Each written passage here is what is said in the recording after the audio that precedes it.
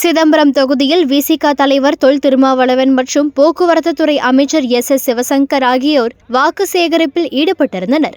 அப்பொழுது அரியலூர் வட்டம் கள்ளங்குறிச்சி பகுதியில் தேநீர் கடையில் தேநீர் அருந்திக் கொண்டே பானை சின்னத்திற்கு வாக்கு சேகரித்தனர்.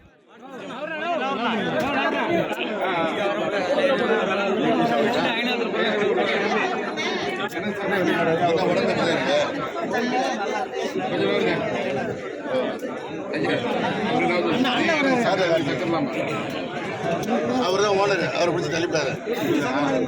ஆமாம்,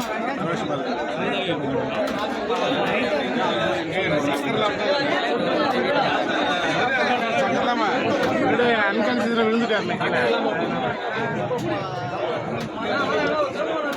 சோறு கொஞ்சம் குறைச்சிட்டு